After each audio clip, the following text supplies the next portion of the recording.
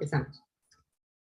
Muy buenos días, muy buenas tardes a todos y todas. Doy por inaugurada la audiencia número 19 del 185 periodo ordinario de sesiones de la Comisión Interamericana de Derechos Humanos, que lleva por título Los impactos de las leyes de criminalización que continúan afectando a las personas LGBTI en la región y que fue convocada de oficio por la Comisión.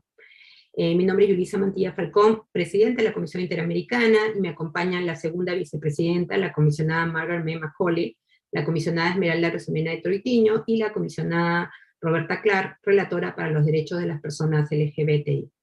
También están presentes en esta audiencia la secretaria ejecutiva Tania Reno. Quiero iniciar con un cordial saludo a la sociedad civil, agradeciéndoles la participación en esta audiencia, y paso a explicarles el uso del tiempo. Vamos a iniciar con las organizaciones que participarán por 40 minutos, luego la Comisión Interamericana por 20 minutos, y posteriormente por 30 minutos haremos una segunda ronda de comentarios. Dicho esto, entonces, le doy la palabra a la sociedad civil, solicitándoles por favor que estén muy atentas al uso del tiempo. Hay un reloj ahí que lo va a medir, no me gustaría tener que cortarles luego, entonces manejamos juiciosamente el tiempo. Inicia entonces las organizaciones. Gracias, adelante.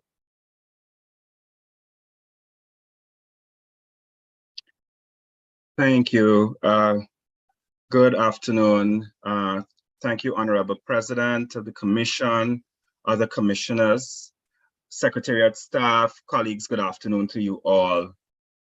First, I want to thank the Commission for this opportunity to speak on the impacts of criminalization on LGBTIQ people in the Americas region. I'm Joel Simpson, Managing Director of SASA Guyana, and I'm joined by colleagues from CAISO and SASA Guyana. Both organizations are members of the LGBTI and Sex Workers Coalition of the Americas. Our organizations are also a part of the Caribbean Forum for Liberation and Acceptance of Genders and Sexualities, CARI Flags, the Pan-Caribbean LGBTIQ network.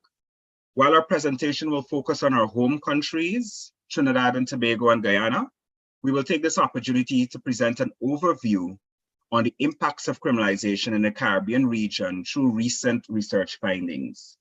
These will be briefly highlighted by Dr. Angelique Nixon, Director of CAISO. Then Kellogg, Research and Program Associate at CAISO, will present on the impacts of criminalization on LGBTIQ people in Trinidad and Tobago.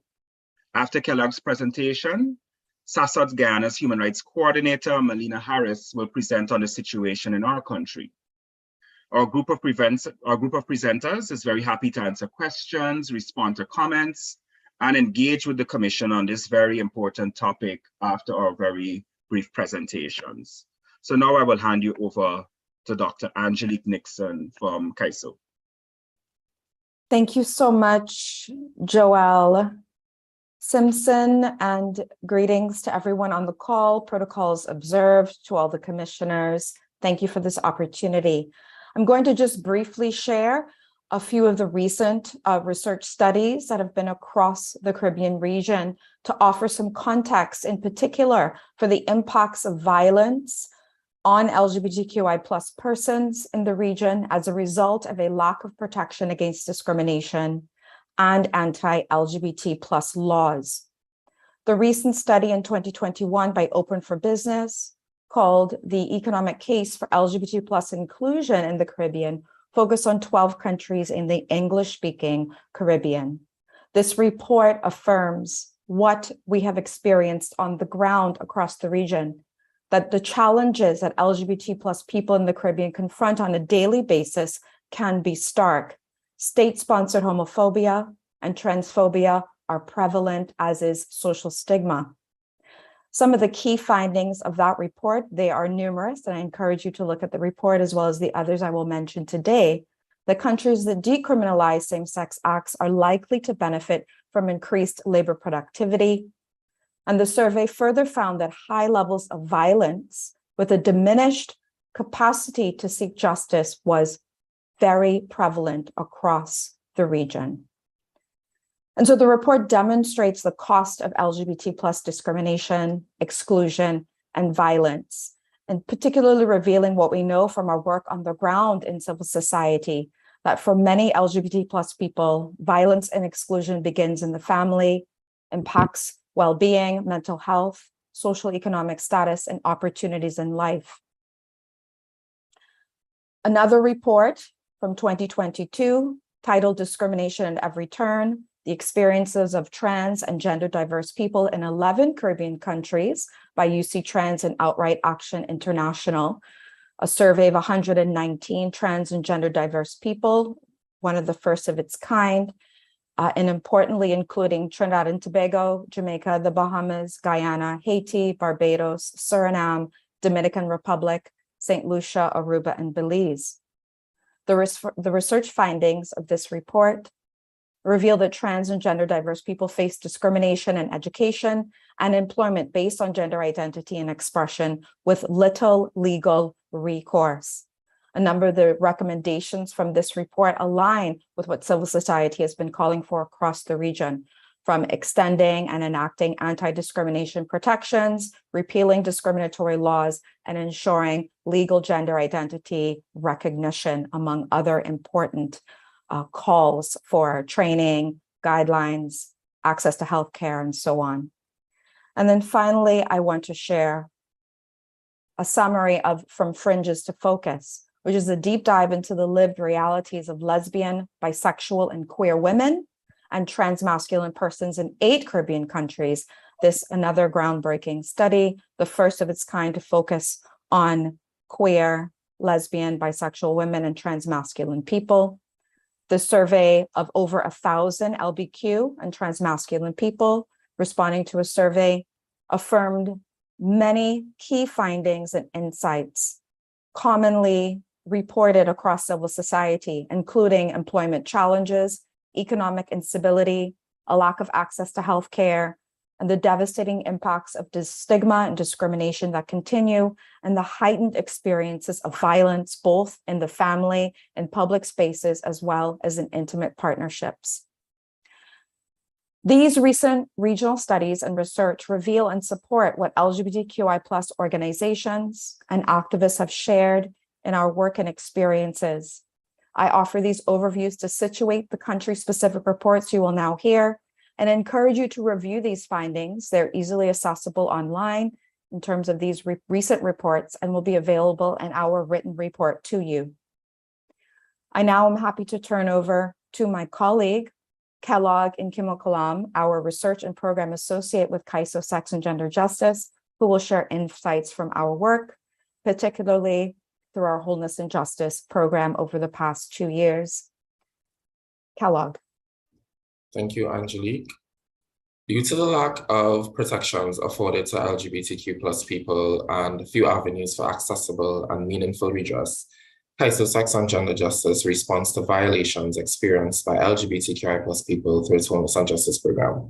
Essentially, the program places an emphasis on trans, non-binary, gender non-conforming, and intersex people. The services provided are free to clients and offer clinically competent, trauma-informed interventions that enable healing and resilience. CAISO defines violations as breaches of human rights, infringements on safety, and impeded access to public services. These violations point to the impact of anti-LGBT+ laws in Trinidad and Tobago. These laws remain unchanged even with the decriminalization judgment in 2018 because of the appeal process by the government, which has indicated that no related laws to the judgment would be changed until the appeal process is complete. The lack of protections on the basis of sexual orientation or gender identity and the glaring gaps in legislation, policies, and social services informs our work. Hence, we continue to call for amendments to the Equal Opportunity Act in Trinidad and Tobago that will remove the exclusion of sexual orientation and expand protections to include LGBTI+ status. Key insights from CAISO's work reveal the everyday institutional and social discrimination and lack of access to freedoms and protections which LGBTQI+ people experience as a result of anti-LGBT+ laws in Trinidad and Tobago. Specifically, the data collected from clients in 2021 identified the main challenges being access to safe and affordable housing and employment opportunities exacerbated by the COVID-19 pandemic. The report confirmed the impact of continued institutional and social discrimination against LGBTQ+ people. This is more apparent in the lack of codified protections for persons on the basis of sexual orientation and gender identity. The report revealed that there is a continued need for substantive and procedural legal support for LGBTQI+ people, as many may not know that they have been violated or that redress may be available. The program has provided legal assistance with lodging police reports, requesting police intervention, and assistance with service of court documents, submitting applications, and the general conduct of legal matters, among other services. Many who come to the program shared general anxieties surrounding engaging in legal processes, with some opting to not pursue legal redress due to fear for their safety and retaliation. To date, the program has engaged 77 people and currently offers services to 34 active clients. Of these clients, 16 presented with a legal issue. Majority of the clients with a legal issue are receiving supplemental clinical and or wholeness development services to support them through the legal processes involved. Most of our clients and people who approach the program have been negatively affected by anti-LGBTQI+ laws and lack of protections in Trinidad and Tobago. In attempting to access employment, housing, goods or services, public and private, in Trinidad and Tobago, LGBTQI+ people are often met with stigma and discrimination. With the active omission of LGBTQI+ status as a protected category in the Equal Opportunity Act, community members, when denied for this reason, are unable to seek redress through the supposedly Anti-Discrimination Act. State agencies and public servants are complicit in discrimination and violence experienced by LGBTQI+ people. At least seven clients of the program have experienced violence at the hands of police officers. These forms of violence include an abuse of power, refusal to provide services, including report taking, attempts to ridicule, humiliate, and intimidate LGBTQI+ persons who they perceive to be LGBTQI+, and matters in relation to LGBTQI+ people and experiences. These behaviors are consistent in national social services agencies and among healthcare providers, where people have been denied services or were treated with extreme prejudice during the service delivery. Often these perpetrators enjoy impunity. This is largely because some of these perpetrators act as gatekeepers to redress. Our legislative framework does not adequately capture experiences of violence that are specific to LGBTQI+ people, and therefore, possible pathways to redress are obstructed by intersecting issues that include lack of resources and support. Our work with clients and community engagement has also revealed the extent to which people of trans experience and diverse gender expression are exempted from the formal economy and access to healthcare. This aligns with recent research that identifies the vulnerability of trans and gender diverse people across the region. The challenges remain stigma and discrimination rooted in the social and institutional denial of their right to personhood. The majority of trans clients in the program have expressed that because of a lack of access to formal work, they engage in sex work, which is criminalized and therefore unregulated. This results in greater vulnerabilities and violence from individuals and the state. LGBTQI+ people are generally exposed to discrimination on the basis of their sexual orientation and or gender identity in the workplace. Even though the Equal Opportunity Act intends to prohibit discriminatory behavior in the workplace and protect employees from unfair treatment in employment practices, this protection is not extended to LGBTQI+ people. Therefore, it actively fails LGBTQI+ people. One such person is a trans client of the program who was unlawfully detained and verbally and physically abused by a potential employer who claimed she was there to deceive them. Currently, the program is pursuing 3 legal matters involving police abuse of authority, unfair dismissal, and discrimination in the workplace. These forms of discrimination correlate with the financial and economic instability experienced by some of our clients. It prevents them from being able to sustain themselves, especially for trans people and young LGBTQI+ adults. We have received many reports from young people who endure family violence because they have few choices with limited options for employment. Some have to choose between enduring abusive behavior from family members for the sake of shelter or standing up to them with a high likelihood of displacement and housing instability. In cases where persons have chosen to leave their abusive households, or even when they are kicked out, they have to deal with a housing market with landlords who are homophobic and transphobic. People who identify or who are perceived as LGBTQI+ are routinely denied access to housing since there are no policies or protections afforded to LGBTQI+ people. This is the reality of 30 people who were recorded by the program as experiencing housing stability this year alone.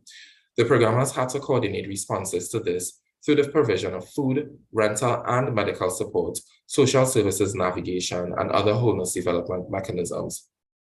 In closing, anti-LGBT+ laws' lack of protection against discrimination and criminalization heightens vulnerabilities of LGBTQI+ people in Trinidad and Tobago. These prevent people from pursuing and attaining the quality of life that all people are supposed to have the opportunity to live with dignity. Further, the lack of protection exposes LGBTQI+ people to violent and harmful behaviors, which also affects the ability to access services safely. Even when they have experienced a violation, the fear of stigma and discrimination affects their willingness to seek redress. This is the reality of the work on the ground in Trinidad and Tobago, but several anti-LGBTQI+ laws prevent our communities from full access to living lives of dignity. Even with the 2018 judgment, the appeal process continues, and to date, there remains no protection against discrimination. We see and experience backlash which directly affects LGBTQI+ people on a daily basis, in the workplace, in healthcare, in homes, in schools, in day-to-day living. CAISO has been responding to this and engaged in provision of services through our Wholeness and Justice program, and we are thankful for the opportunity to share the data and insights collected over the past 2 years. We now turn over to our colleague in Guyana at SASAD to share their report. Melina. Thank you and good afternoon, colleagues, Madam President, Commissioners, Secretariat, good afternoon to you all. Guyana continues to be among only a handful of countries in the Americas region where same-sex intimacy between consenting adults is criminalized. In recent years, there have been a series of decisions from Caribbean courts declaring laws which criminalize same-sex intimacy as unconstitutional, as they violate the fundamental rights and freedoms of LGBTIQ+ persons. Despite these advances around the region, however, Guyana continues to uphold the buggery law and other harmful legislation while taking no steps to introduce legislation which would protect LGBTIQ+ people in Guyana from discrimination and hate crimes. The impacts of criminalization of same-sex intimacy are deeply felt among LGBT people in Guyana, where homophobia and transphobia continue to be a part of the social norm, largely because many Guyanese are aware of the buggery law, which specifically prohibits intimacy between men. As such, attitudes which fuel discrimination and prejudice are deeply held by people who argue that these acts are legally prohibited, so their own disapprobation of LGBT people is then justified. This festers a culture of stigma, discrimination, hatred, and violence. Over the years, SASAD Guyana and other local civil society groups have been working with the Caribbean Vulnerable Communities Coalition to document and investigate human rights violations. I will now share the data that these Guyanese organizations have collected through the Shared Incidents Database for the period January 2021 to August 2022. During this period, SASAD Guyana documented 26 incidents of physical violence against transgender persons and 10 incidents of physical violence against gay and bisexual men. There were 14 cases of intimate partner violence perpetuated against transgender persons and 7 cases perpetuated against gay and bisexual men. There were 10 cases involving gay and bisexual men who reported emotional abuse and 13 cases involving transgender persons. Cross-dressing was formally decriminalized and removed from Guyana's laws last year in August 2021, following a successful decision from the Caribbean Court of Justice, Guyana's highest court, in November 2018. However, since then, attitudes and perceptions towards transgender people in Guyana continue to be negative, often culminating in extreme social isolation, physical and verbal abuse, sexual assault, and extreme economic impoverishment for these communities. From the data I've shared with you, there are clear intersections of discrimination for transgender people in particular. For example, SASOD Guyana has been documenting multiple incidents of verbal and physical assault against a transgender woman living with HIV who is a sex worker. The client is 25 years old and has reported that she's been the victim of multiple incidents involving her neighbors who physically assaulted her with weapons and, alarmingly on one occasion, even fired a loaded gun at her as she was leaving her home. The client has a long history of reporting these and other extremely violent incidents which have been perpetuated against her to the Guyana Police Force. As such, she's become well known to many of the police officers who she feels do not take her complaints seriously because she is a transgender woman. As a matter of fact, none of the incidents that the client has reported to the Guyana Police Force have resulted in any prosecution or conviction of any identifiable perpetrator. Nonetheless, the victim has continued to document these incidents with SASOD Guyana because she does not trust the police to ensure her protection, nor investigate any of these incidents. SASOD Guyana has intervened and represented the client on a number of occasions with the Guyana Police Force. However, these interventions have only led to limited outcomes. The client has not experienced any form of redress for the violations that she suffered.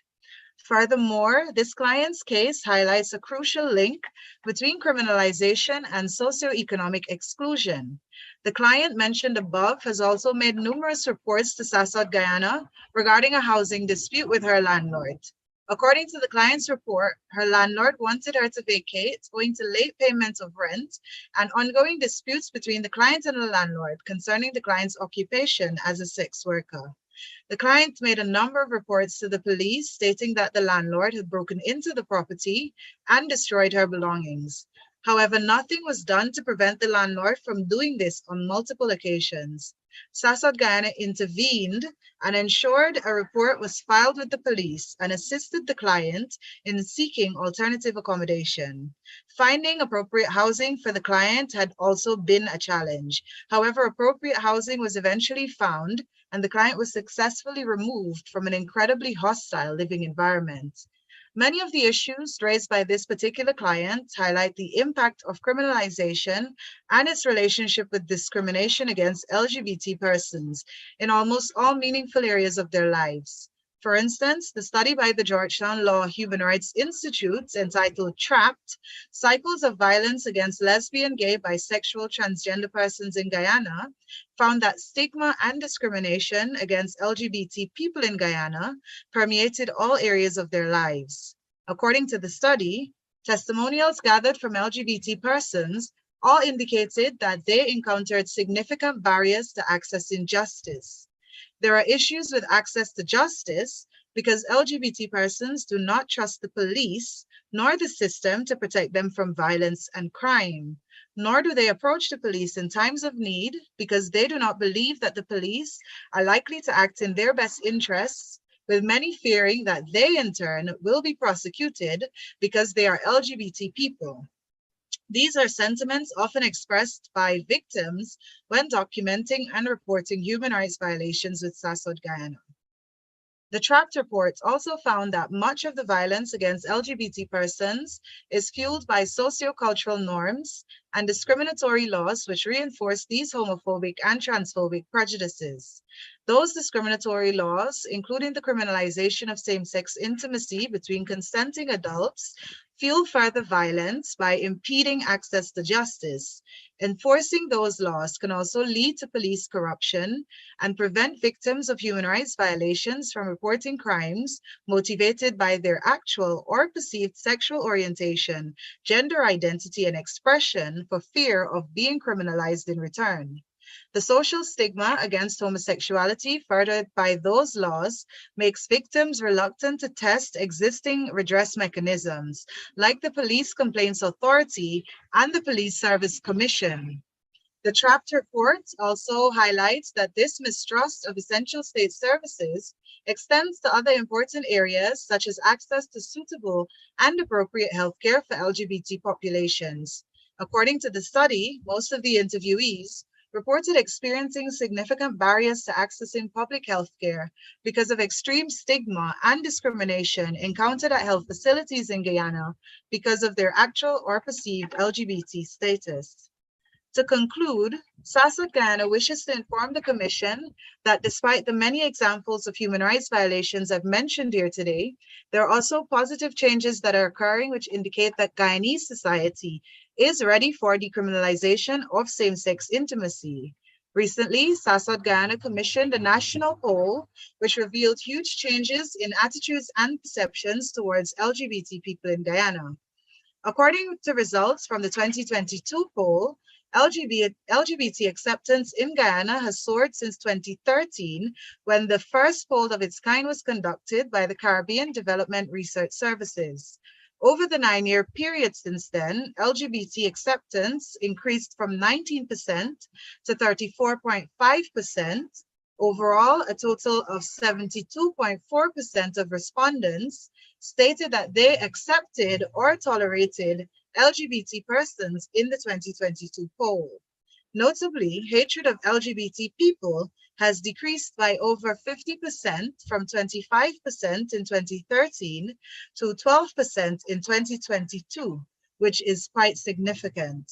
Other key results include that nearly a majority of Guyanese believe that government should prioritize legally protecting the rights of LGBT people, with 49.6% of respondents replying positively that it should be a priority of the government to prioritize legally protecting LGBT people. Furthermore, the poll found that a clear majority of 53.9% of the Guyanese population are likely to support the elimination of the law criminalizing sex between men. Results also showed that 72% of the population were likely to support legislation that ensures protection against workplace discrimination for LGBT people in Guyana. Altogether, very positive, encouraging results. I thank you. Gracias. Buenas tardes, soy Victoria Larraidú del CELS, integrante de la red de litigantes LGTB+ de las Américas. En Argentina, en el año 2012 se sancionó la ley 26743 de identidad de género, pero pese a ser un importante avance normativo regional, la población trans y travesti enfrenta constantes actos de discriminación y de violencia institucional heterosis normativa.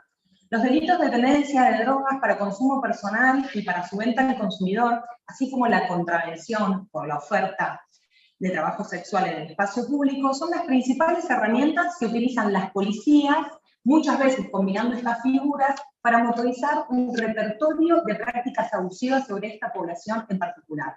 Extorsiones, amenazas, abusos sexuales, detenciones arbitrarias, uso desproporcionado de la fuerza y el armado de causas judiciales arbitrarias son las principales modalidades. El Poder Judicial, a su vez, refuerza esta vulneración de derechos a través de sus propias intervenciones y al convalidar la intervención policial. Por ejemplo, no reconocer el género autopercibido de las personas involucradas es una manera de afectación de derechos por parte del Poder Judicial. En Argentina, la política de drogas se enmarca en el modelo prohibicionista de la guerra contra el narcotráfico. Y la ley 23737 condensa todas las prohibiciones de todas las conductas vinculadas a estupefacientes. La ejecución de esta política se centra principalmente en la persecución de microtraficantes, de pequeños vendedores y de consumidores. En el año 2017, el 70% de la población trans privada de la libertad estaba por estos delitos. Las condiciones de detención son deplorables para toda la población en todo el país. La sobrepoblación, las precarias características de los lugares de encierro y la deficiente asistencia a las personas detenidas son comunes, pero se agravan en las personas trans y travestis.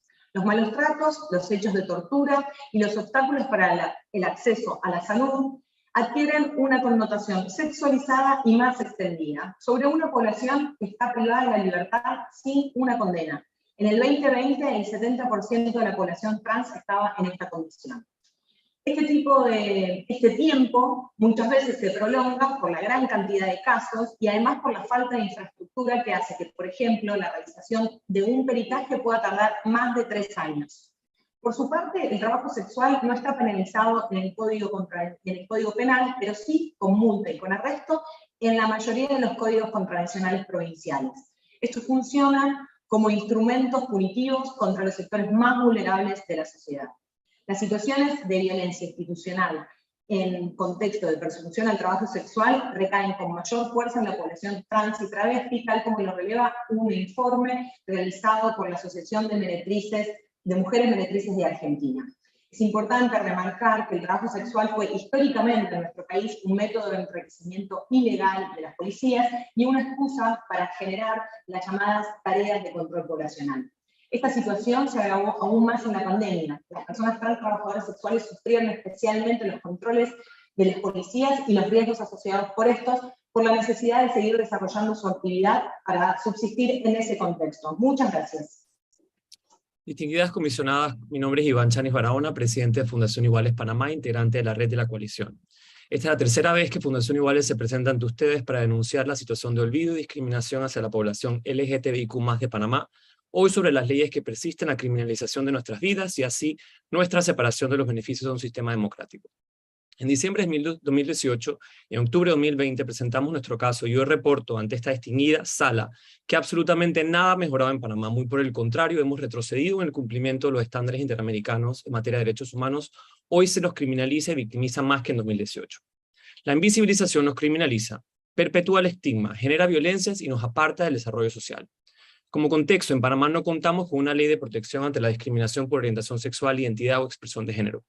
No se reconoce a la población LGBT como población vulnerable, no hay un sistema de protección en el país ante la violencia y discriminación. La discriminación institucional y sistematizada se observa en Panamá a diario. Específicamente, el reglamento disciplinario de la policía que incluye como falta gravísima en el artículo 133 la práctica de la homosexualidad y el lesbianismo. De igual forma, el reglamento... Señor Barahona, ¿sí? can you just speak a little more slowly where I'm losing you? Just maybe more slowly. Sure. Thank you. De igual forma, el Reglamento General de los Bomberos, expedido hace tan solo 11 años, también lo incluye. Estas faltas tienen como sanción 30 días de arresto, suspensiones, degradaciones en la carrera o hasta la destitución. En 2020 denunciamos la detención arbitraria de una pareja de jóvenes mujeres lesbianas, que por darse un beso en público la policía las invistió y las interrogó hasta llevarlas detenidas ilegalmente y luego multarlas. Adicionalmente, no se permite la donación de sangre a personas homosexuales. Una resolución del Ministerio de Salud que regula el funcionamiento de bancos de sangre excluye expresamente a los homosexuales como donantes. Solo el año pasado se aprobó la Ley General de Adopciones, donde se legalizó la prohibición de que parejas del mismo sexo puedan adoptar. Esto aún existiendo la prohibición de no legislar en contra de los derechos a parejas del mismo sexo establecido por la opinión consultiva OC24. Y no solo son leyes, sino políticas públicas contrarias a nuestra Convención Americana. Como es de conocimiento de la Comisión, durante la pandemia se impusieron medidas de circulación por sexo en cédula, las cuales vulneraron de manera particular a la comunidad de personas trans y no binarias en Panamá. En Panamá, al no existir leyes que reconozcan la orientación sexual y la identidad de expresión de género, es casi imposible proteger a personas LGBT de la criminalización que vivimos a diario en nuestro país. Hemos solo dado algunos ejemplos desde decretos y leyes existentes que criminalizan a personas LGBT, políticas públicas que son violentas hacia la población sexualmente diversa, el retroceso legislativo con nuevas leyes que impiden la conformación de familias diversas, la violencia institucionalizada a los estamentos de seguridad que se pueden percibir como una policía moral en contra de prácticas no heteronormativas. Todo esto en un país que desde 2016 se niega a reconocer los matrimonios civiles de pareja del mismo sexo y un tribunal electoral que se rehúsa a reconocer el derecho a la identidad de personas trans. Muchas gracias. Buenas tardes, comisionadas y todes. Soy María Luisa Peralta de Acajatá, equipo de trabajo en sexualidades y géneros, también integrantes de la coalición de organizaciones LGBTI y de trabajadoras sexuales de las Américas.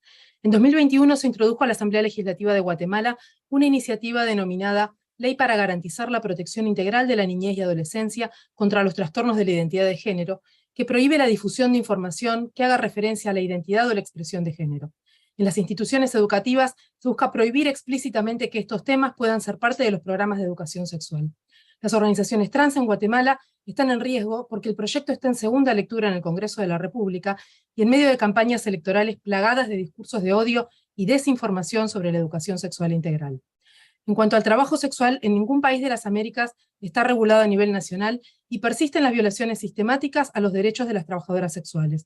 El nivel municipal suele ser el más restrictivo y en muchos países hay una discordancia muy llamativa entre la legislación de salud, la de seguridad pública y otras legislaciones, dificultando la defensa de sus derechos. Quienes son lesbianas y bisexuales están en situación de mayor desprotección por su orientación sexual. Por ejemplo, una trabajadora sexual colombiana de 24 años, residente en San José de Costa Rica, en 2019 casi perdió a sus hijas cuando le dijo a su madre que era lesbiana y esta la denunció ante la justicia de familia por su orientación sexual y su trabajo. Otra trabajadora sexual lesbiana de 23 años en Costa Rica se vio sometida a situaciones de violencia por parte de clientes debido a su orientación sexual.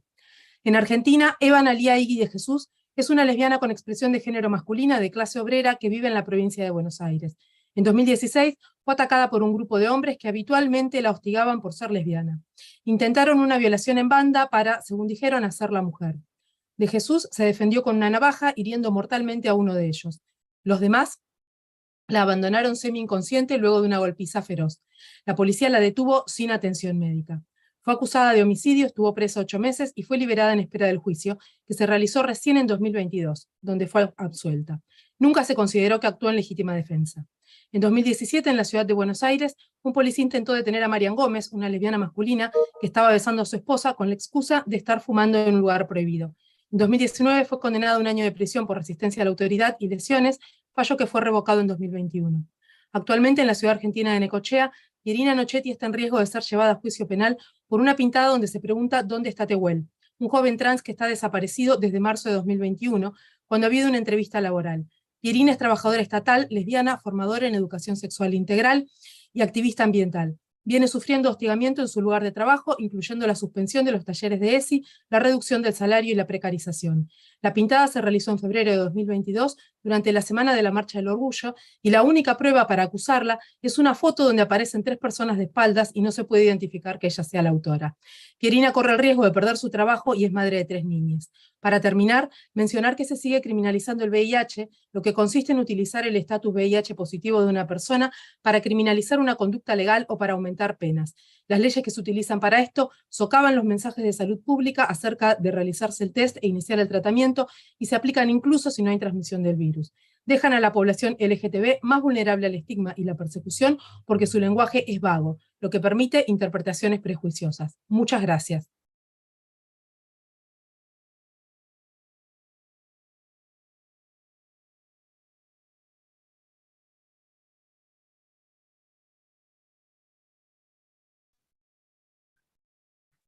¿Tienen todavía 4 minutos? Buenas tardes. Mi nombre es Giovanni Permatei y represento a la organización Venezuela Igualitaria en Venezuela. Y vinimos aquí específicamente a plantear un caso particular que es una ley que directamente violenta la dignidad de las personas en razón de su orientación sexual y es una ley que se llama el Código Orgánico de Justicia Militar. En Venezuela veo la realidad de otros países, escucho la realidad de otros países y entonces me siento como un poco más cómodo porque, bueno, aquí por lo menos tenemos algunas normativas que de alguna manera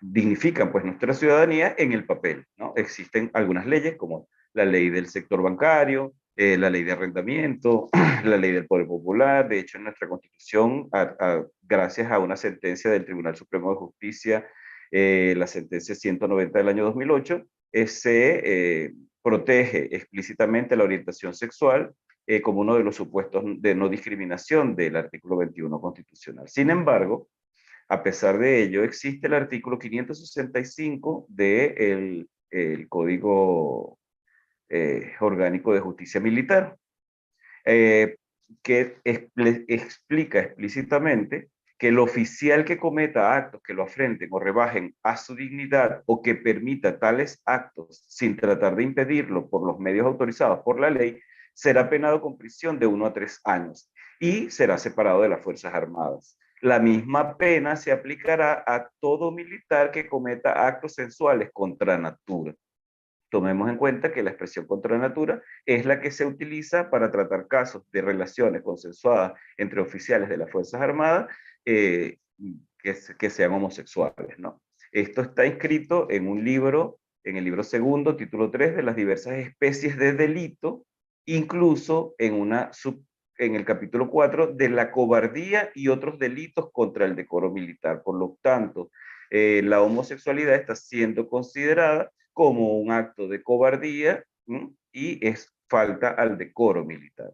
Nosotras en Venezuela Igualitaria acudimos al Tribunal Supremo de Justicia en el año 2016 a llevar una demanda de nulidad por inconstitucionalidad de tal artículo, ¿no? El día 7 de diciembre del 2016, en el marco del Día Internacional de los Derechos Humanos. Sin embargo, esta sentencia duró muchos años allí y fue admitida recientemente en el año 2020. Cabe destacar que esta sentencia, este artículo del Código Orgánico de Justicia Militar ha sido utilizado consecuentemente para socavar y menoscabar los derechos de las personas que en el ejercicio de sus derechos pues forman parte de las Fuerzas Armadas y son expuestos a torturas y tratos crueles, como por ejemplo les hacen exámenes médicos forenses para determinar si fueron penetradas y para investigar incluso el análisis del semen que encuentran en los genitales o en los vehículos donde estuvieron realizando los actos sexuales, ¿no?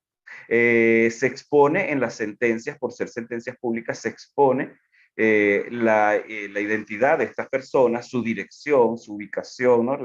Tanto de quien forma parte de las Fuerzas Armadas como quien, no siendo parte de las Fuerzas Armadas, estaba teniendo las relaciones sexuales con el agente de las Fuerzas Armadas. Sin embargo, hoy día ha mermado un poco la acción desde que interpusimos la demanda ante el Tribunal Supremo de Justicia, ha mermado un poco la ejecución de las sentencias a militares activos de las Fuerzas Armadas nacionales, pero ahora se aplican otros instrumentos jurídicos que incluso son infraconstitucionales y son inferiores al Código Orgánico de Justicia Militar, a pesar de que incluso en el año 2015 el Ministerio del Poder Popular para la Defensa levantó en una gaceta oficial publicada que se garantiza el derecho a la no discriminación por orientación sexual dentro de los funcionarios de las Fuerzas Armadas. Y tenemos casos recientes de personas que han sido identificadas a través de redes sociales, como por ejemplo TikTok, en la que identifican a un funcionario de las Fuerzas Armadas que está haciendo un TikTok con su pareja, por ejemplo, y eso les sirve de instrumento legal para imputar formalmente ante el Tribunal Militar a esos sujetos y expulsarlos de las Fuerzas Armadas. Y como les digo, esos documentos quedan públicamente y son expuestas estos funcionarios ante la opinión pública.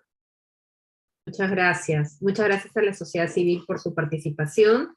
Inicia la participación la Comisión Interamericana y en primer lugar le doy la palabra a la segunda vicepresidenta Margaret Macaulay, por favor.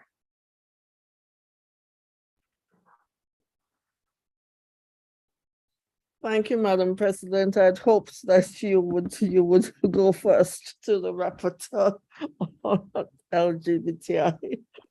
Right. I have been not so active in regard to this, but I thank all of you. Good afternoon, everyone, for the superb information that you have provided. And I'm happy to see the faces of my colleague, sister commissioners here, and the sister executive secretary. It seems as if we're all women from the commission today, are we? That's interesting. Anyway, I know that I know about my country, Jamaica, but I'm not supposed to speak of it. And am I? Can I?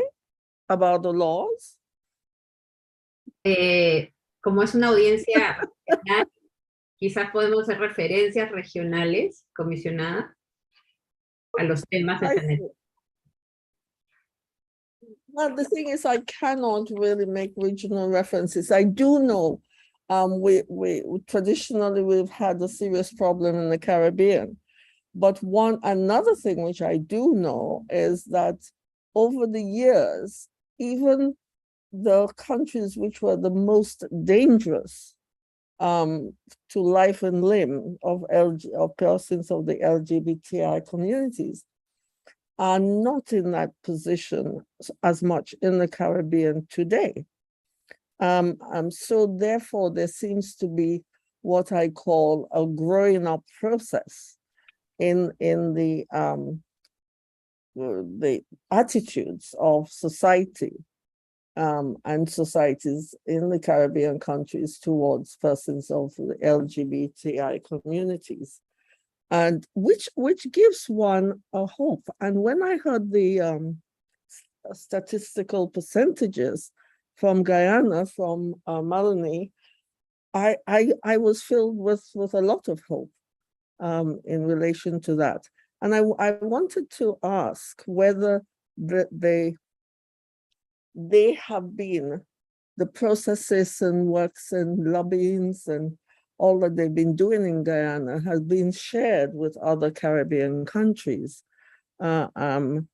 Because it would be interesting to know how closely the organization, civil society in the sub-region of the Caribbean are working close together to achieve the necessary changes which we must have in the region to ensure that discrimination, which they have traditionally and which has became structural, must end.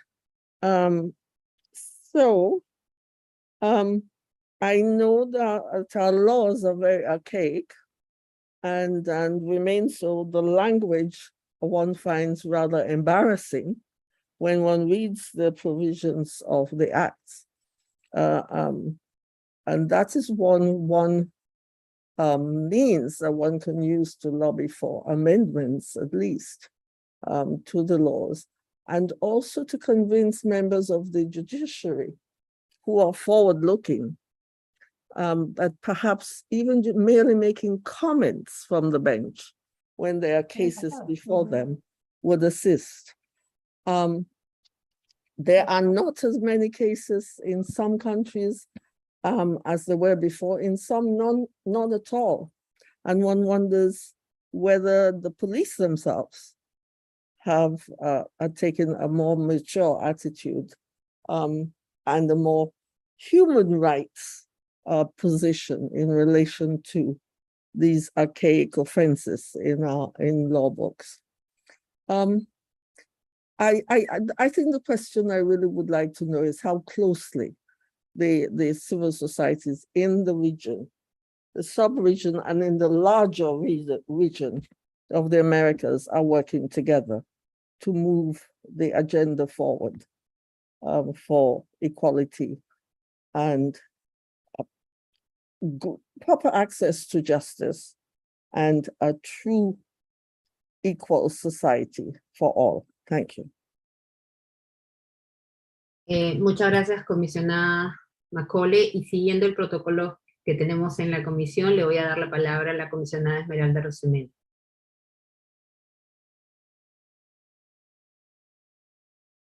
Gracias, presidenta. Muy buenas tardes para todos, todas, todes. Un abrazo fraterno, un agradecimiento por esta confianza en compartir con nosotros sus angustias, sus reclamos, sus reclamos. Quiero que me permitan hacer un saludo a mi querido amigo Iván, que sé de sus luchas muy personalmente desde mi país, abanderando eso, grandes luchas. Y cuando escucho a la posición de las distintas regiones, tengo que señalar que si bien podemos decir que hemos avanzado, podemos decir que tenemos algunas cosas que se han logrado en el tema de los derechos humanos, pero cuando se hace este listado de la violación de todos los derechos por parte de las propias autoridades, de las propias instituciones. Entonces nos damos cuenta que esos avances corren al mismo tiempo este riesgo de la regresividad, de no aceptar. Y aquí hay que tener presente la identificación de cuáles son estas fuerzas. ¿Cuáles son estas fuerzas que no permiten que este derecho a la dignidad humana, decía la comisionada Margaret, a una sociedad realmente igualitaria, en condiciones de real igualdad?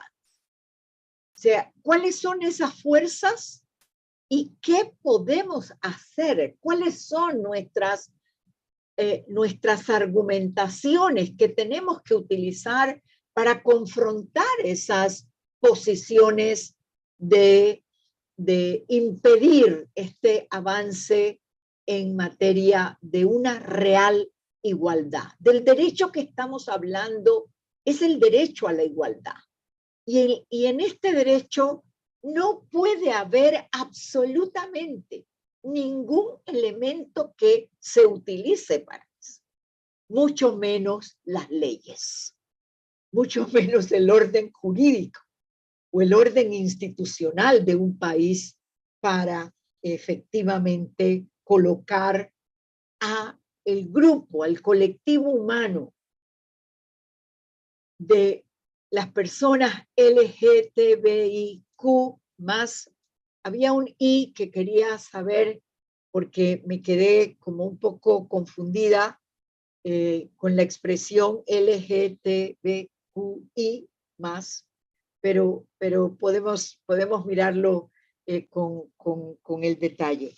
Entonces, el compromiso de la comisión está plasmado ya en informes temáticos que hemos realizado, en la oportunidad de estos espacios de tener una audiencia pública donde hay no solo los que estamos aquí en pantalla, sino un grupo muy importante que nos escucha a través de las redes sociales, y son espacios para esto, para que la región haga esta reflexión de qué derechos estamos hablando cuando hablamos de la protección de las personas, de estos colectivos, y que amerita que los estados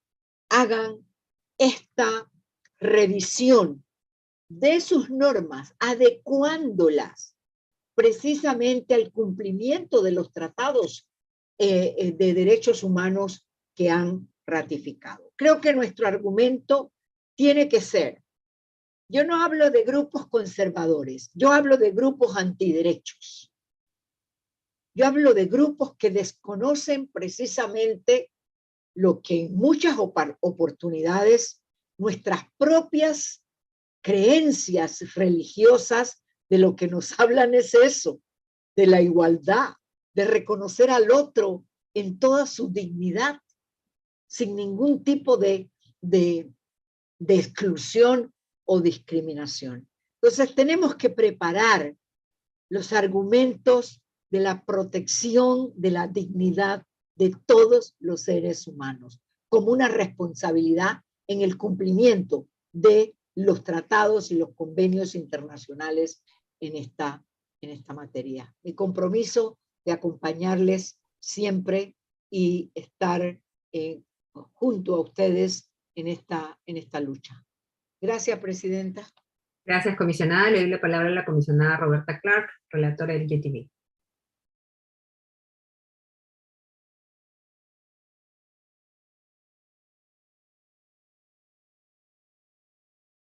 Thank you very much, Commissioner Mantia, and good afternoon, everyone. Really wonderful to be here with you. I think I've been with many of you all over different moments in the year.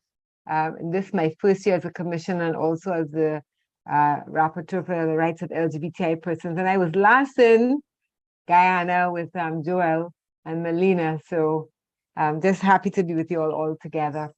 I think first I want to say the studies that were presented from the CSO representatives from the Caribbean are really important because I think they start to provide a really firm basis for tracking the real experiences of people as LGBTI persons as they confront discrimination in their lives. And that discrimination, of course, is very much rooted in the criminalization. And many of you have said that over and over. So I think the studies are important. They're important for the advocacy. They're important for the policy reform.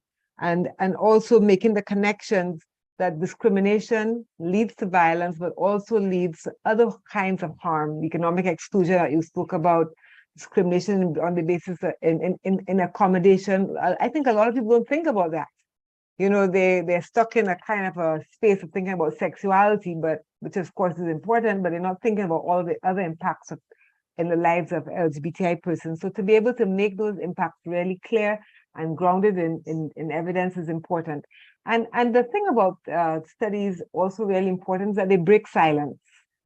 And we are seeing amongst the LGBTI organizations all over the Caribbean and the Americas breaking that silence through advocacy, but now breaking that silence through research and also breaking the silence through services. And I really want to commend, I heard the representatives from CAISO, and I think Saswat as well, speaking about not only the legal aid, the psychosocial support, and the community outreach that you do, all of which are very important to opening the discourse around equality and non-discrimination, which is so fundamental for all of us in all of our constitutions. So really important that work that CSOs are doing, which amongst ending the silence and really forcefully articulating everybody's right to a dignified life. I think the interesting issue here, when you think about what the Caribbean CSOs have said, as opposed to what the CSOs from some parts of Latin America have said, those speaking about Panama, whether they speak about Panama or Argentina or Bolivia, a number of other countries, Colombia, that were referenced, where there's been significant progress, certainly in decriminalization, but also in some of the countries' progress in recognizing the right to gender identity, which, by the way, I think the Caribbean is a little well far behind on that. So that's also something we have to think about. How do we get all countries to comply, not only in the letter of the law, but also in the spirit of, the Advisory Opinion 24 of 2017, the Inter-American Court's advisory opinion. But notwithstanding the legal developments in many parts of Latin America, we see there can be, in some countries, a lag behind the decriminalization and the non-discrimination in law, even in policy, and as opposed to culture. So notwithstanding the criminalization, LGBTI persons still face, I think some of you said it, abuse of police authority, stigma and discrimination in access to services, including health services, still experience discrimination at the hands of landlords in relation to accommodation. So we do know that the work that has to be done is on many fronts, but certainly changing the law is not sufficient by itself. It's a precondition for equality, but by itself, it won't necessarily take us to where we want to get to, which is full non-discrimination and accountability, especially on the part of non-state actors for discriminatory acts. So I just want to recognize the complexity of the issue, and because I do want to give President Mantia her time to talk. I want to ask one question. Maybe for everyone who's here, what are your main strategies? So in the Caribbean, the strategies have to do with the continued need for law reform. In other parts, both of decriminalization as well as the right to gender identity. In other parts, about the cultural change. What are your main strategies, and how can the Commission be of support in advancing these strategies? Thank you very much. Muchas gracias, comisionada, por la deferencia. Tengo algunos puntos específicos. En primer lugar, obviamente agradecer su presencia y los que nos comentan. Recordar los estándares interamericanos, que además, como todo el derecho en general, tiene una deuda con la población LGBTI+, ¿no? Entre otros grupos. Y recordar conceptos como la violencia por prejuicio, del caso Azul Rojas Marín contra Perú, recordar además el reconocimiento y la aplicabilidad de la Convención Belén do Pará a partir del caso Vicky Hernández contra Honduras, y recordar además, lo digo acá públicamente porque muchos operadoras de justicia, pero también población LGTBI, es importante que conozcan los estándares y cómo pueden defenderse. La reciente opinión consultiva 29 de la Corte Interamericana sobre enfoques diferenciados de personas privadas de libertad, que pone un punto específico sobre la situación de las personas LGTBIQ+, recordando el principio de separación y otros espacios particulares, y además la Corte dice algo que la Comisión, bueno, todo el sistema obviamente respalda, es que la discriminación y la violencia que existe fuera de la prisión se reproduce y se exacerba en la prisión, en los establecimientos penitenciarios, ¿de acuerdo? Y eso lleva a otro concepto importantísimo que se desarrolló mucho en el tema de los derechos de las mujeres, como son los estereotipos de género, como la mujer que comete un delito se le sanciona más, se le cree menos, y que también se pueden, digamos, van de la mano con la situación de la población LGTBIQ+. Pero yo tenía una pregunta, o más que una pregunta, una reflexión, y me gustaría mucho escucharlos con todo respeto, porque creo que en estos temas lo mejor que puede haber es el debate, y el debate respetuoso. Y hay posiciones que ustedes conocen, sobre todo en el caso de las mujeres trans, que cuestionan la aplicabilidad de Belén do Pará, que cuestionan incluso el uso del lenguaje, el reconocimiento y la inclusión. Y más allá de los estándares de la Corte, yo quería preguntarles cómo ustedes están manejando este tema, cómo lo ven, cuáles son sus opiniones, pensando además desde el movimiento feminista y todos los debates que se vienen dando. Me gustaría mucho conocer eso. Y nada, finalmente también me uno a las palabras de mis colegas de saludo, de reconocimiento y de agradecimiento, cada una de las diferentes partes de la región, reconociendo esta continuidad de la violencia y discriminación de género, ¿no? Pienso en los niños y niñas, los niñes, pienso en los hijos e hijas de parejas del mismo sexo y la discriminación, pienso en los costos enormes que significa, por ejemplo, en el caso de la migración, una persona migrante que tiene una ley de identidad de género en su país, que tiene documentos que esa ley de identidad de género le avala, y que llega a migrar a otro país en el cual no hay ley de identidad de género, y le piden un documento, una cédula que no refleja ni su expresión de género, ni su identidad, ni su orientación. Esos son los problemas macro, y si ustedes tuvieran alguna, digamos, información, como decía la comisionada Clara, la relatora, ¿cómo la comisión puede acompañarles?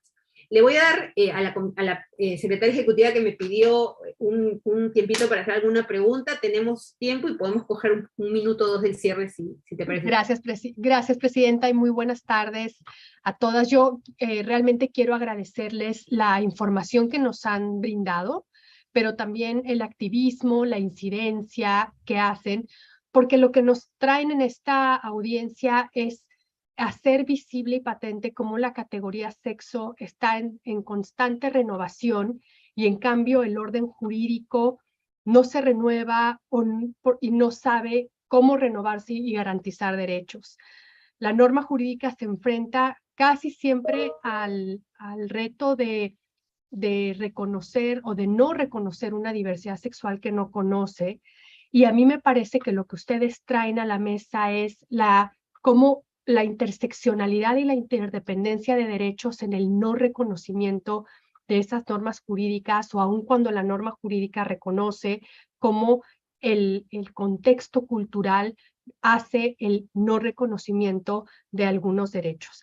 A mí, en la línea de la comisionada Clark y en la línea de la comisionada presidenta Mantilla, me gustaría preguntarles de qué manera se sentirían más y mejor acompañados por la comisión. Por ejemplo, en 2020 emitimos el informe sobre personas trans y de género diverso y sus derechos económicos, sociales y culturales, y ahí ya tenemos un abordaje de esta interdependencia de derechos.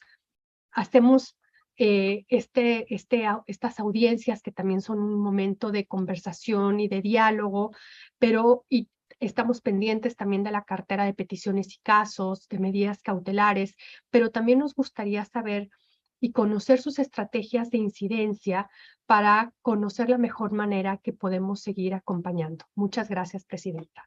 Muchas gracias, secretaria ejecutiva. Le doy la palabra a las organizaciones. Tienen 30 minutos. Gracias. Thank you, commissioners, for your very thoughtful interventions. There was a lot to digest, and I want to reflect on some of the questions, and then one of my colleagues from the coalition will also speak to some of the questions as well. I will start in the order that the questions came.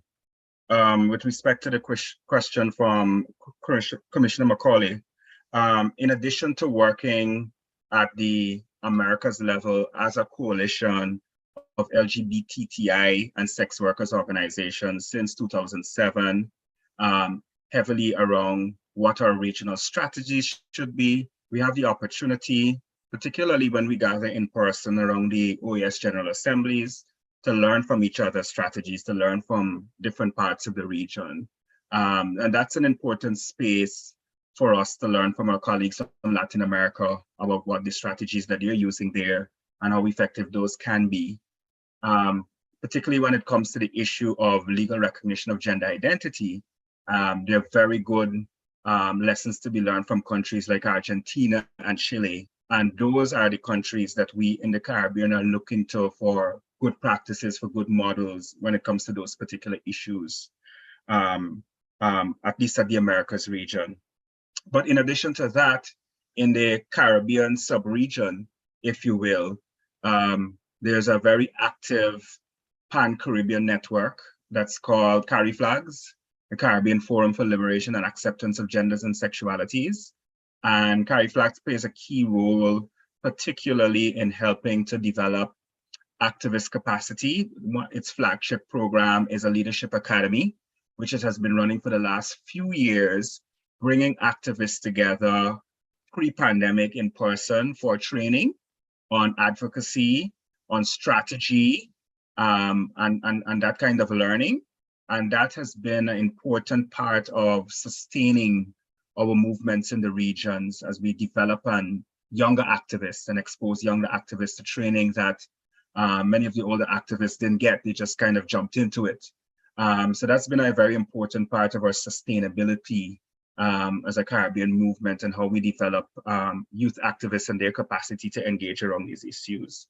Further to that, more sub-regionally, CAISO in Trinidad and SASOD in Guyana have a long history of working together for over 10 years.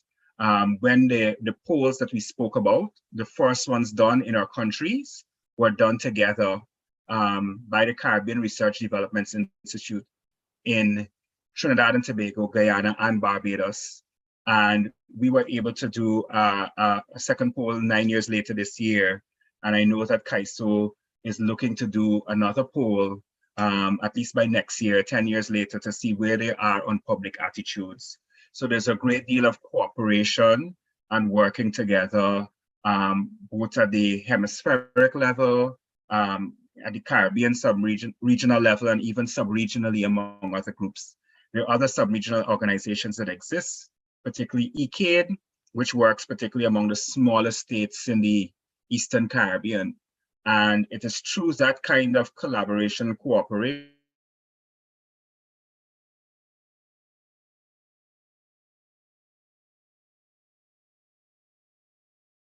Perdón, ¿no se escucha?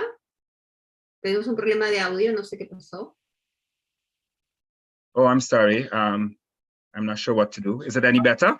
Está bien, now it's fine, fine. Okay, yeah.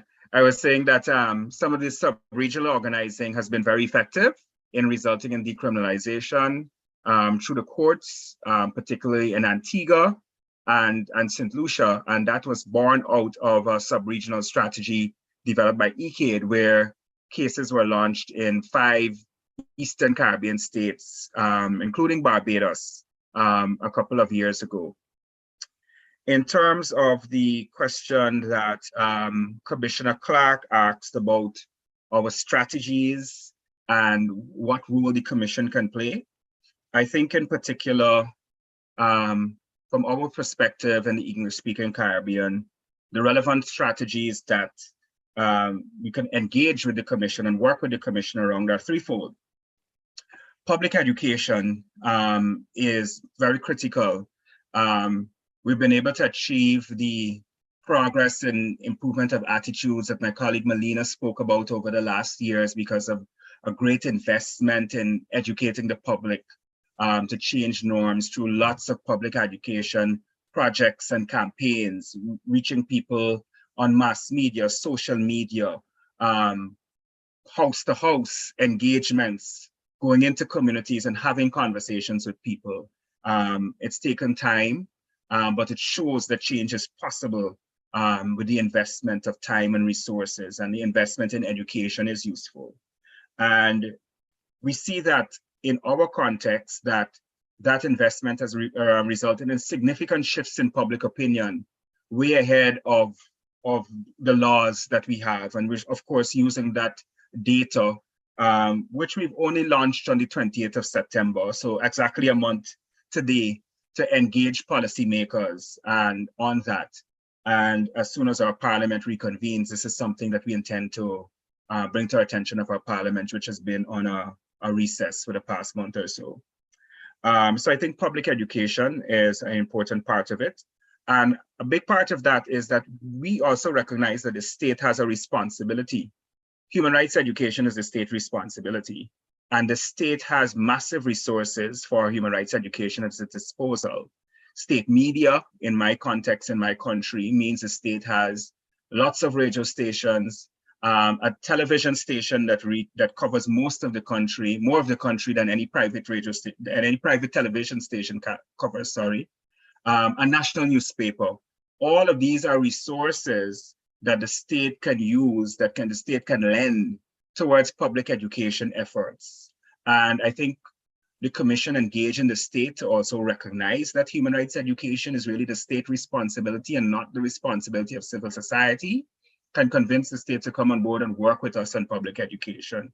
That is what I would like to see. I would like to see us being able to have some of our advertisements, our public service announcements, our education messages on state media at no cost to us.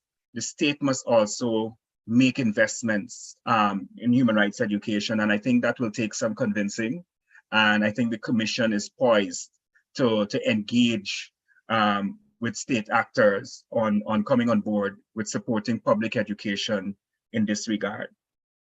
Of course, lobbying and advocacy, and that could take many forms when you do your country visits, speaking with governments at every opportunity that you have. But particularly, one was also mentioned by one of the commissioners, which is country hearings on these issues. When governments do participate, provide a lot of opportunity for dialogue.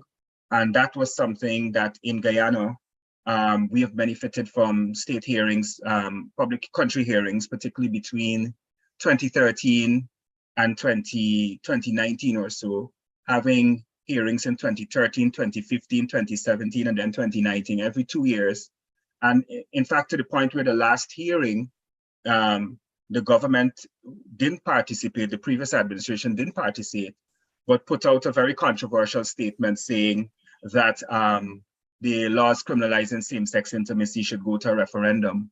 And it's because of that public outrage and that public outcry in response to that thematic hearing on rights affecting young people in Guyana, they withdrew that statement. So you see the value of the country hearings in bringing the government to a place where we can have a sober dialogue on the particular issues.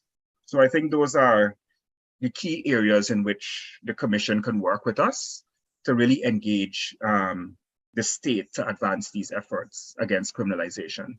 I want to ask my colleagues from Latin America to respond particularly to the comments and questions from the President of the Commission. Sure, thank you. Bueno, perfecto. Con relación a las preguntas acercadas por las comisionadas, nos parece importante compartir con ustedes que forma parte de los activismos y las militancias pedir con urgencia al Estado que impulse reformas, las reformas puntualmente de las normas que permiten la criminalización de estos grupos históricamente excluidos, como la población trans y travesti, nos referimos a la ley de drogas, y también a los códigos contravencionales provinciales, que como se señaló, todavía hay un remanente, un lenguaje estrictamente antiderechos en sus artículos, con lo cual es necesario rever y pedir la derogación de estas normas.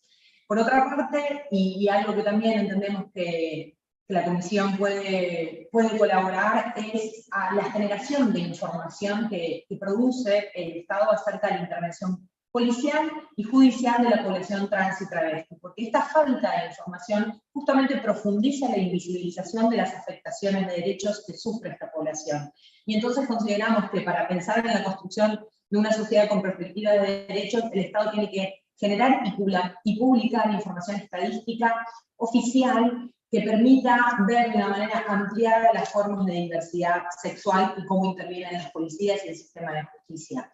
Y si bien desde la Argentina normativamente tenemos grandes avances y grandes conquistas a fuerza de los activismos y las militancias, también necesitamos plasmar en ejercicio esos derechos, ¿no? Y ahí entendemos que es necesario generar las condiciones para efectivizar el goce de la igualdad y de los derechos de toda la población LGTB, y eso significa transformar las prácticas de las burocracias estatales históricamente marcadas por las intervenciones racistas, clasistas e heterosis-normativas como la policial y judicial. Muchas gracias.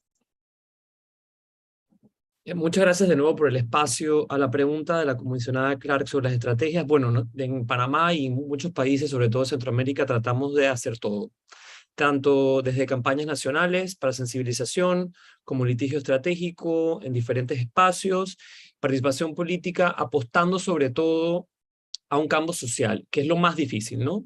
Es más difícil cambiar el estigma, la discriminación establecida por diferentes aspectos ya mencionados en esta audiencia, que van más allá del trabajo que podemos hacer, porque es algo cultural, pero para allá vamos. El problema radica, y aquí me voy a enfocar un poquito a Panamá, pero extendible a otros países, es que cuando contamos con un ejecutivo, un legislativo y el judicial, que no cumplen sus compromisos con la Constitución y la democracia, respetar derechos humanos, estamos en problemas. Y aquí es cuando acudimos a espacios como este para visibilizar un problema gravísimo de retrocesos. Por ejemplo, pensaríamos que después de la opinión consultiva 24, avanzaríamos en diferentes temas, sobre todo en temática trans, matrimonio civil de pareja homosexual, y por ende, menos violencia y discriminación. No ha sido así. Hemos tenido en Panamá y muchos otros países un retroceso una vez la opinión consultiva ha dado. No hemos tenido la suerte de Costa Rica, de Ecuador, en cierta forma de Bolivia. En Panamá y en otros países de Centroamérica hemos retrocedido. Yo he mencionado aquí que después del último periodo de sesiones donde participamos, que fue el 177 en 2020, el Estado panameño se comprometió a establecer una mesa de trabajo. Esto fue una sugerencia de la presidencia de la comisión. Desde ese día no ha habido una sola reunión del Estado panameño con la sociedad civil LGBT para avanzar en lo que en ese entonces pedimos, entre muchas cosas, lo que repetí hoy, de que se derogue el reglamento disciplinario de la policía, de los bomberos, de los bancos de sangre, y que se abra una conversación para saldar la deuda de matrimonio, de derechos de personas trans, derecho a la identidad. Entonces, ahí aprovecho para caer a la pregunta de la distinguida secretaria ejecutiva, ¿cómo nos pueden mejor acompañar? Ayúdenos a formalmente que los estados den seguimiento a sus compromisos. Y no me voy a decir todos los compromisos, como lo dije antes, en todo el sistema interamericano de derechos humanos, pero al menos en las audiencias que aquí se presentan, que muchos de estas organizaciones hemos presentado cosas antes frente al Estado, que la comisión tenga un seguimiento más puntual y que pueda ayudarnos a ejercer un poco de presión en que al menos en esas cosas particulares que los estados se han comprometido a avanzar, lo hagan.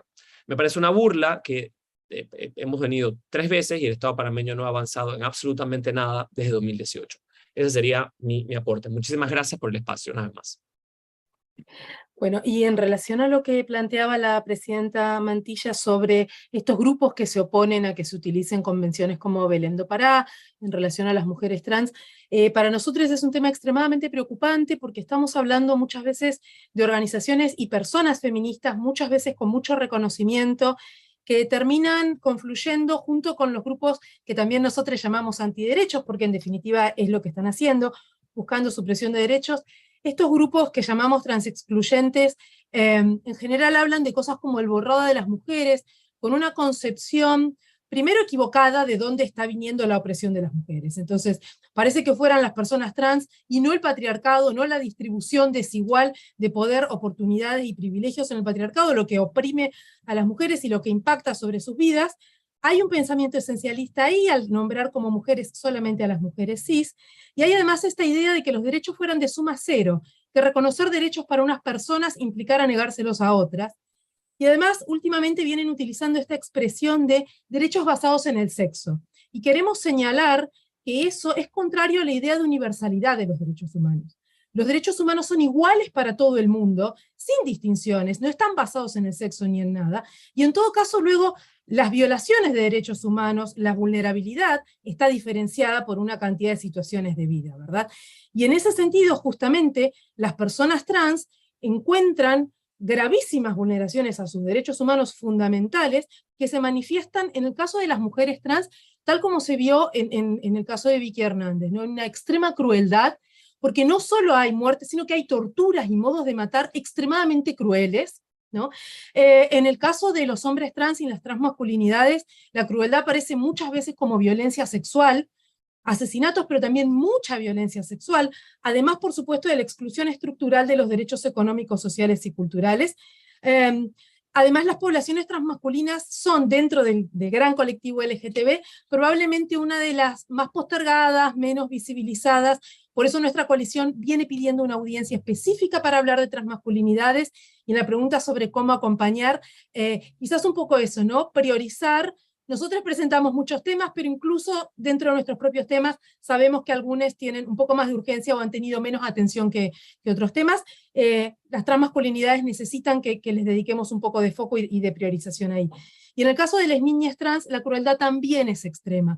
Impedirles acceder a la ESI, impedir que puedan tener información, representaciones culturales, ¿no? Que es lo que busca la ley de Guatemala, que no pueda haber una cosa en la televisión donde aparezca un personaje trans, les hace crecer en un vacío, los deja desamparados del acompañamiento de adultos. Eso también es una crueldad con las niñas trans, y nosotros insistimos que estamos defendiendo ahí derechos de las niñas, que todas las niñas tienen derecho a vidas sin violencia. Entonces, todos estos argumentos basados en el sexo, biologicistas, esencialistas, vengan de las organizaciones de la derecha, o vengan de un sector reaccionario y conservador del feminismo, conducen a violencia y conducen a crueldad y a desamparo de las personas.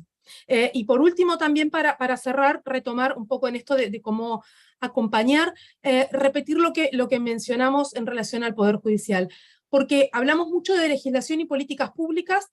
Nuestra región es heterogénea en ese sentido. Hay países donde la legislación todavía nos persigue y criminaliza, en otros se omite la protección, y en otros hay protecciones, pero de todas maneras el funcionamiento de los poderes judiciales es profundamente conservador en toda la región, está estructurado sobre una matriz colonial, racista, clasista, patriarcal, heterosexista, cisexista, y muchas veces con jueces y juezas que son vitalicios, que es muy difícil renovarlos, que es muy difícil cambiar la carga ideológica.